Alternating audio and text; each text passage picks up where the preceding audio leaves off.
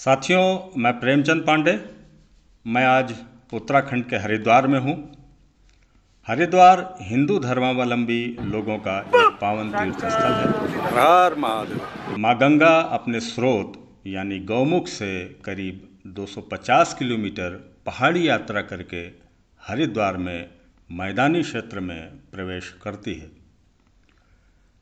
यहाँ देश और दुनिया के लाखों श्रद्धालु और पर्यटक आते हैं। ऐसी मान्यता है कि यहाँ इस मोक्षदायिनी गंगा में स्नान करने से मनुष्य के कई जन्मों के पाप धुल जाते हैं। किंतु मैं आज यहाँ किसी धार्मिक या आध्यात्मिक कारणों से नहीं आया हूँ। मेरे यहाँ आने का जो प्रयोजन है वह एक 16 वर्षीय यंग क्लाइमेट एक्टिविस्ट से मिलना और उसके क्रांतिकारी विचारों से आपका परिचय कराना है। मैं बात कर रहा हूँ मिस रिद्धिमा पांडे की, जो एक क्लाइमेट एक्टिविस्ट है, जिन्होंने महज 9 वर्ष की उम्र में यानी वर्ष 2017 में भारत सरकार के खिलाफ एनजीटी यानी नेशनल ग्रीन ट्राइब्यूनल में एक याचिका दायर करते हुए कहा कि भारत सरकार प्रदूषण और जलवायु परिवर्तन को रोकने में जो प्रयास कर रही है वह नाकाफ़ी है। इन्होंने एनजीटी से याचना की कि वह सरकार को इस अहम मुद्दे पर और ज़्यादा प्रयास करने के निर्देश दे, किंतु दुर्भाग्यवश एनजीटी ने याचिका खारिज करते हुए कहा कि सरकार अपनी तरफ से पूरा काम कर रही है और पेरिस एग्रीमेंट को लागू करने की पूरी कोशिश कर रही है, इसलिए सरकार को और निर्देश देने की ज़रूरत नहीं है। साथियों, यहाँ अदम गोंडवी का एक शेर प्रासंगिक है कि तुम्हारी फाइलों में गांव का मौसम गुलाबी है, मगर ये आंकड़े झूठे हैं, ये दावा किताबी है। रिद्धिमा ने वर्ष 2019 में 15 अन्य बाल याचिकाकर्ताओं के साथ मिलकर संयुक्त राष्ट्र यानी यूनाइटेड नेशन में 5 देशों के खिलाफ याचिका दायर की, जिसमें भारत भी शामिल था। वर्ष 2020 में बीबीसी ने दुनिया भर की 100 प्रभावशाली महिलाओं की लिस्ट जारी की, जिसमें इस 13 वर्षीय लड़की रिद्धिमा का भी नाम शामिल है। साथियों, आइए इस यंग क्लाइमेट एक्टिविस्ट से मिलते हैं और जानते हैं इनके विचारों को और इनके फ्यूचर प्लान के बारे में। तो रिद्धिमा, आपका स्वागत है मेरे इस चैनल पे, और इस चैनल के माध्यम से मैं आपकी सोच को जानना चाहता हूँ और आपने जो अपने अभी तक के जीवन में किया, अल्प आयु में जब बच्चे खेलना कूदना और इसमें सब में इन्वॉल्व होते हैं और इसमें खुश रहते हैं, और 9 साल की उम्र में आपने सरकार से लड़ाई लड़ने की ठानी और आपको लगा कि हमारा क्लाइमेट चेंज, ये जो जलवायु परिवर्तन है, ये हमारे लिए बहुत हार्मफुल है, इससे आने वाली पीढ़ी सफ़र करेगी, और आपने काम शुरू किया। मैं जानना चाहता हूँ कि ये आपको कहाँ से प्रेरणा मिली, कब आपको ये लगा और क्यों लगा कि ये मुझे करना है, ये मुझे करना चाहिए, और आपने ये शुरू किया। तो वो जो भी कारण रहे, क्या विचार हैं आपके इस पर, क्यों ऐसा हुआ, वो मैं आपसे डिटेल में जानना चाहूँगा।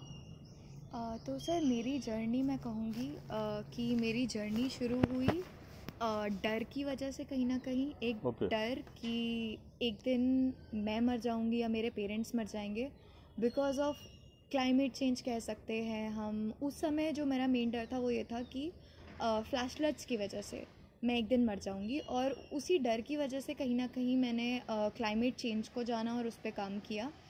तो 2013 में केदारनाथ फ्लैश फ्लड हुआ था। तो जब वो फ्लैश फ्लड हुआ था उस समय पे मुझे कोई जानकारी नहीं थी क्लाइमेट चेंज क्या होता है, ग्लोबल वार्मिंग क्या होती है। मैं एक जैसे आम बच्चा होता है उसकी तरह ही थी।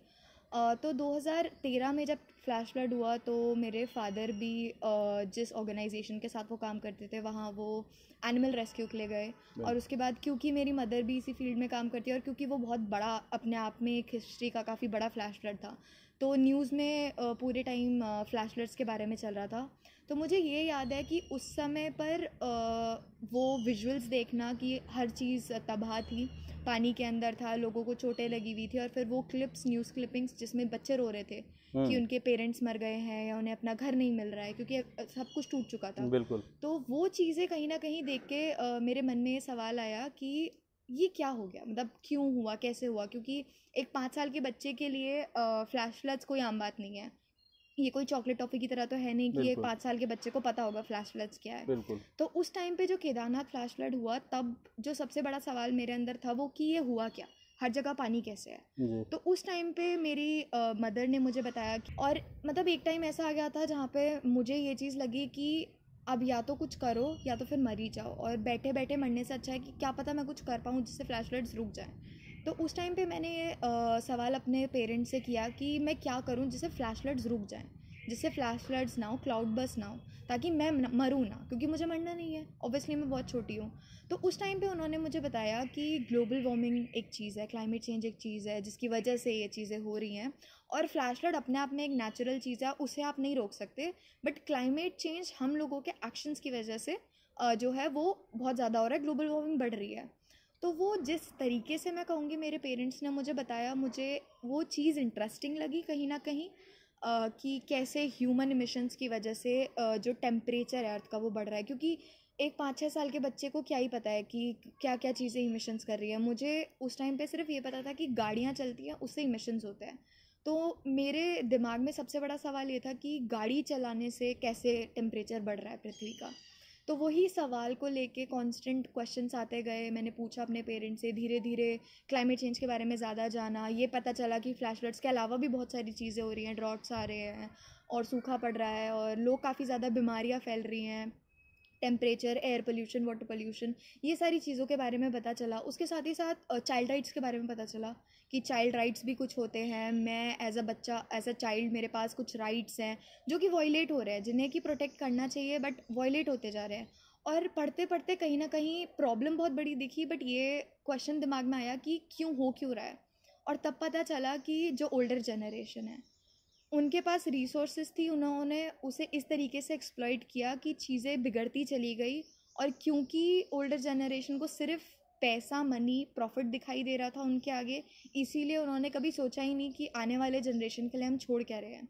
तो उस टाइम पे कहीं ना कहीं एक फ्रस्ट्रेशन फील हुई, मैं ये कह सकती हूँ कि बच्चे सबसे ज़्यादा इम्पैक्ट हो रहे हैं, क्योंकि तो आपका भरोसा उस जनरेशन से उठ गया, आपको लगा कि मुझे करना चाहिए, नहीं कर पाएंगे, क्योंकि हम लोग भी तो उसी से जुड़े हुए थे। जैसे आपने कहा कि आपके फादर या उनके जानने वाले उस एज ग्रुप के लोग जो 15-20 सालों से कंजर्वेशन पे लगे हुए हैं, क्लाइमेट चेंज पे काम कर रहे हैं, तो आपको उन पे भरोसा नहीं था कि ये कुछ अच्छा करेंगे या कर पाएंगे? सर, उनके काम को देखा और अपने लाइफ में चेंजेस लाने की कोशिश करी, बट तब भी फ्लड्स आ ही रहे थे, ड्रॉट्स हो ही रहे थे, टेम्परेचर बढ़ रहा था, क्लाइमेट चेंज हो रहा था।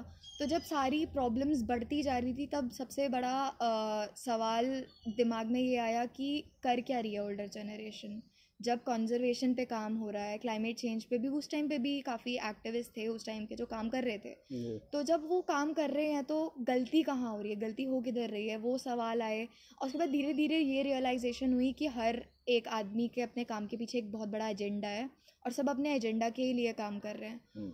तो उस टाइम पे ये रियलाइजेशन हुआ कि मेरे लिए कोई और आवाज़ नहीं उठाएगा, और अगर मैं कुछ नहीं करती तो मुझे एक ना एक दिन मरना है। पहले फ्लैश फ्लड से मरने का डर था, अब क्लाइमेट चेंज से मरने का डर हो गया, जो कि और ज़्यादा डरावना था। और कहीं ना कहीं उस टाइम पे ये रियलाइजेशन हो गया कि मैं नहीं करूँगी तो फिर मैं और मेरी आने वाली जनरेशन, हमारा फ्यूचर तो फिर जब आपने ऐसा फिर आपने शुरू किया क्या आपने फिर? मैंने सबसे पहला जो मेरा एक्शन था वो था 2017 में गवर्नमेंट ऑफ इंडिया के अगेंस्ट पिटिशन फाइल करना। 2017 में? जी।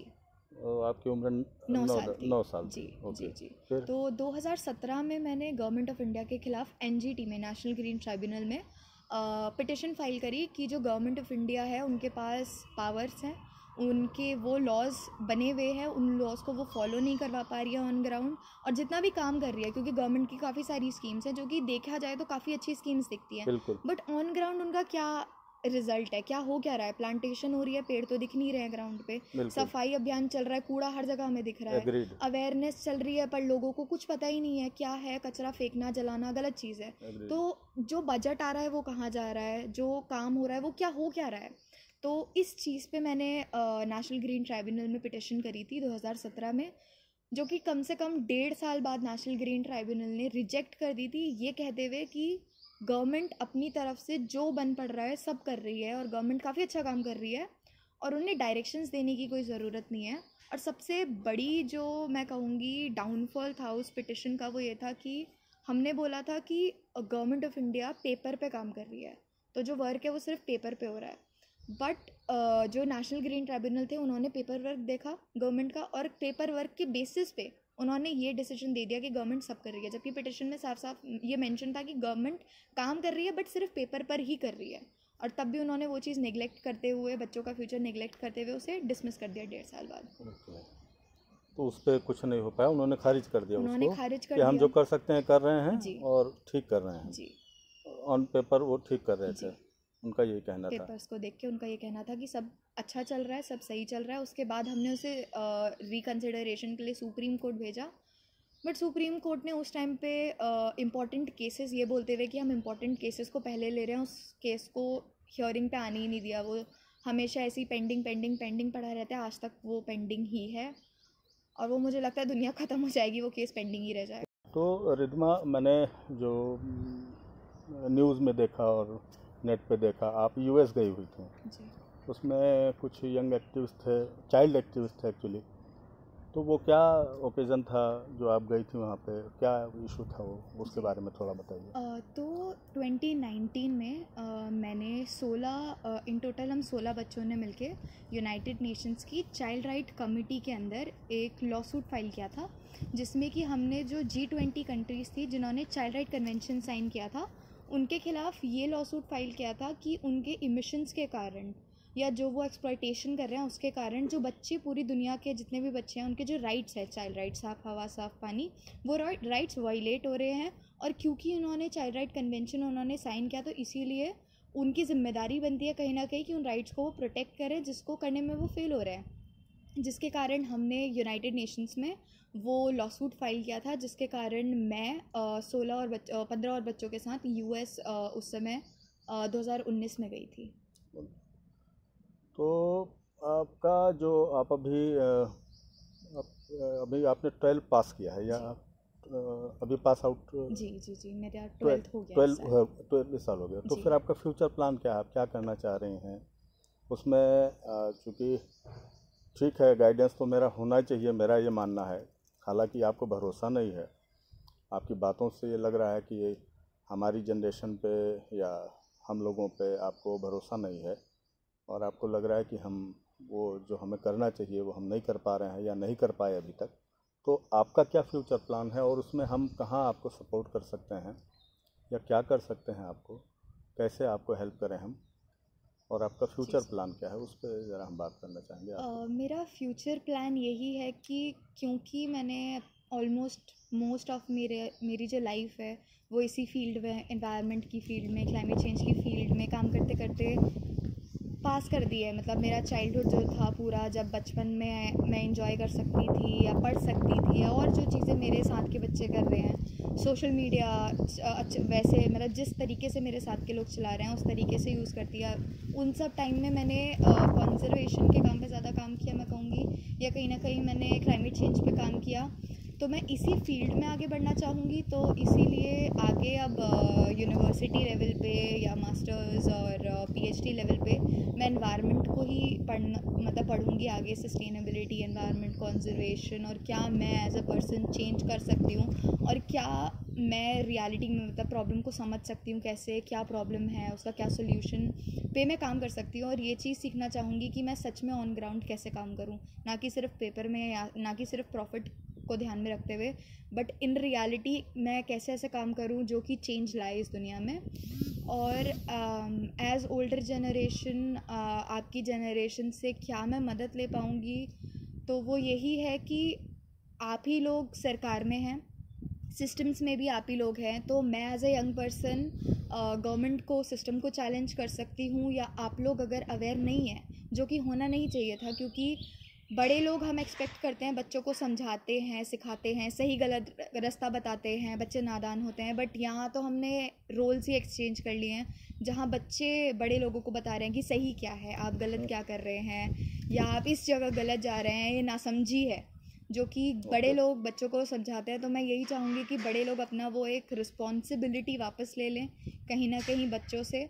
और साथ ही साथ क्योंकि आई बिलीव जो बड़े लोग हैं उनमें सही गलत समझने की क्षमता है, तो वो ये चीज़ को समझ लें अब कि हमारे पास दो ही ऑप्शन है, या तो हम कंजर्व कर लें, या तो हमारे पास जो बचा है उसे बचा लें, या फिर हम प्रॉफिट को ही ध्यान में रखते हुए पैसों को ध्यान में रखते हुए एक्सप्लॉइट कर दें। क्योंकि हम बातें करते हैं कि हम दोनों चीज़ें कर देंगे, हम डेवलपमेंट भी कर देंगे, हम कंजर्व भी कर देंगे, तो ये तो वो ये मैं पेड़ काट भी दूंगी बट फिर वो पेड़ मुझे ऑक्सीजन भी दे देगा, जो कि नहीं हो सकता। तो मेरे हिसाब से कि जो ओल्डर जनरेशन है वो अपनी रिस्पॉन्सिबिलिटी को समझ ले अभी, और समझदारी से काम करना शुरू कर दे। और आप अपनी जनरेशन से या आप अपनी जनरेशन को क्या संदेश देना चाहेंगे, क्या मैसेज है आपका अपनी जनरेशन के लिए? मेरी जनरेशन के लिए सर मुझे जो लगता है 2017 में जब मैंने काम करना शुरू किया था, उस समय पे उतने लोग या उतने बच्चे अवेयर नहीं थे। तो अब अवेयरनेस बढ़ चुकी है काफ़ी बच्चों में, बट वो उस लेवल पे नहीं है जिस लेवल पे हम ये कह सके कि हाँ अब इंडिया का बच्चा जागरूक है क्लाइमेट चेंज को लेकर। बट प्रॉब्लम ये है कि हर एक बच्चा अवेयर नहीं है, बट हर एक बच्चा इम्पैक्ट हो रहा है क्लाइमेट चेंज से। तो मेरे हिसाब से जो बच्चे जागरूक हैं, जिन बच्चों पे रिसोर्सेज हैं, वो बच्चे जो बच्चों पे रिसोर्सेज कम है, जो फ्रंट लाइन कम्युनिटीज़ में बच्चे हैं, गरीब बच्चे हैं, क्योंकि एयर पोल्यूशन से एक बच्चा जिसके घर में एयर प्योरीफायर है और एक बच्चा जो सड़क पे रहता है, ज़्यादा नुकसान उसी को होगा जो सड़क पे रह रहा है। बट चांसेस ये हैं कि उस बच्चे को पता भी नहीं होगा कि वो एयर पोल्यूशन कैसे हो रहा है, उसको तो ये लग रहा है कि है तो है। और जबकि जो बच्चे जिस पे सारी रिसोर्सेज, उसे पता है कि हाँ कहीं ना कहीं मेरे पेरेंट्स का इसमें कंट्रीब्यूशन है, कहीं ना कहीं हमारा इसमें कंट्रीब्यूशन है। तो जो बच्चे के पास रिसोर्सेज है, जिसके पास इंफॉर्मेशन है, नॉलेज है, वो उसको एक सही डायरेक्शन में यूज़ करे, एक सही वे में यूज़ करे, और साथ ही साथ अपने जैसे और बच्चों को जागरूक करे। और ये चीज़ समझ ले कि हमें अपने आप ही कदम उठाना पड़ेगा। ये बैठ के सोचना कि कोई आएगा मुझे जगाएगा या कोई आके मुझे बोलेगा तुम्हें ये करना है तब मैं करूँगा, तो वो समय कभी नहीं आएगा। मैंने ये रियलाइज़ किया कि मुझे आज नहीं तो कल या तो करो या तो मरो। तो ये चीज़ हमें रियलाइज़ करनी पड़ेगी, या तो हमें एक्शन लेना पड़ेगा, या तो हमें बैठ के अपनी बर्बादी देखनी पड़ेगी। थैंक यू रिद्मा, और सलाम है आपके जज्बे को, और मेरी शुभकामनाएं हैं, मेरा आशीर्वाद है, और मैं आपसे वादा करता हूँ मुझसे जो भी बन पड़ेगा मैं आपके साथ हूँ, मुझसे जो भी बन पड़ेगा मैं करने की कोशिश करूँगा। मेरी बहुत बहुत शुभकामनाएं, आपका बहुत बहुत धन्यवाद आपका।